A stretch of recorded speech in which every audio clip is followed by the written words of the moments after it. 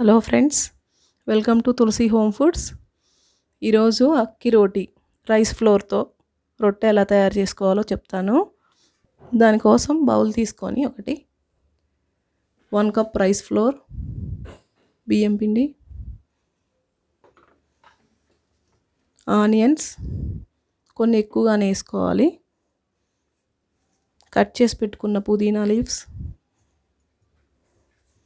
Curry leaf, chilli, green chilli, తురుముకున్న carrot, జీలకర్ర, ఉప్పు రుచికి సరిపడా వేసుకొని తగినన్ని వాటర్ పోసుకొని కలుపుకోవాలి.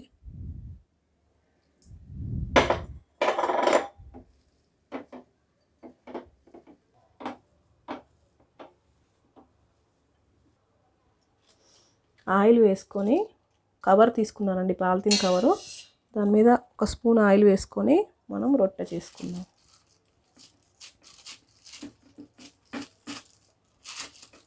పల్చగా చేసుకోవాలి.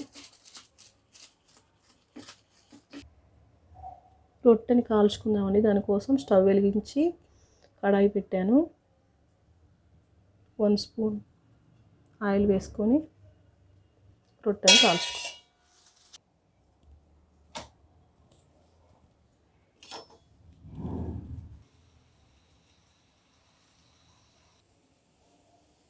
రెండు వైపులా కాల్చుకోవాలి.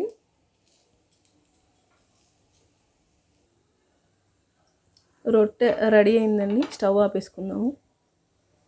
ఈ స్నాక్ ఐటమ్గా బాగుంటుంది, పిల్లలకి లంచ్ బాక్స్లో కూడా పెట్టుకోవచ్చు. ఈ వీడియో కనుక మీకు నచ్చినట్టయితే లైక్ చేయండి, షేర్ చేయండి, సబ్స్క్రైబ్ చేయండి. Thank you for watching.